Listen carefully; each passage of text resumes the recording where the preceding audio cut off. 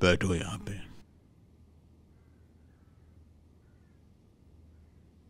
बिस्मिल्लाहिर्रहमानिर्रहीम।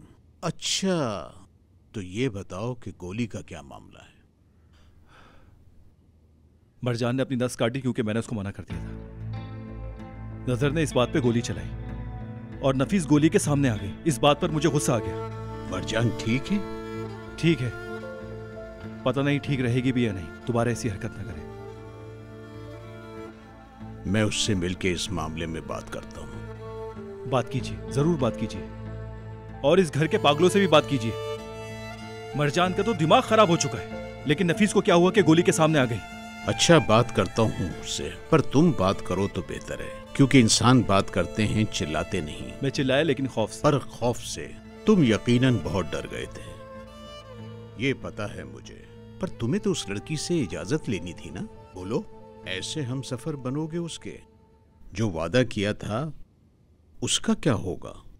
उस्मान साहब, लेकिन आप ही ने तो मुझे कहा था कि लोगों की बातों को संजीदा मत लो।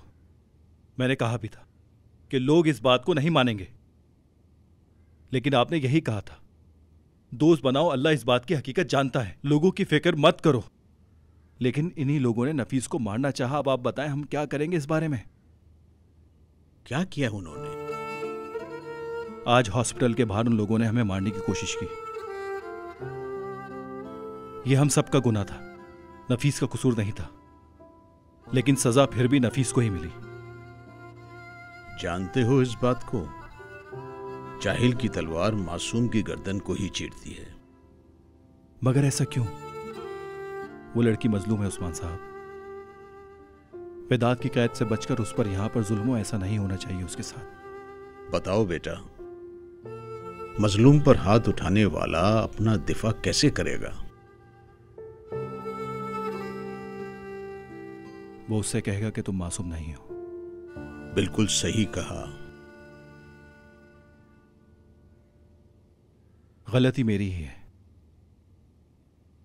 अम्मी को भी यही लगता है कि नफीस मेरे पीछे पड़ी हुई है। वो नहीं जानती पीछे ताहिर पड़ा है। लोग तुम्हें हुक्म देंगे, पर तुम अल्लाह के हुक्म की अताअत करना।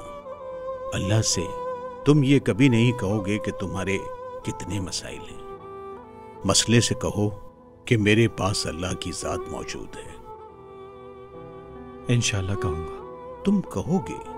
अगर नहीं कहना होता तो तुम्हारे पास अल्लाह उस बेचारे मजलूम को कभी नहीं भेजता।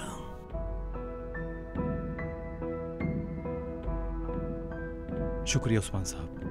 कहां जा रहे हो? समंदर के किनारे। नफीस को नहीं देख सकता तो समंदर देखने जा रहा है।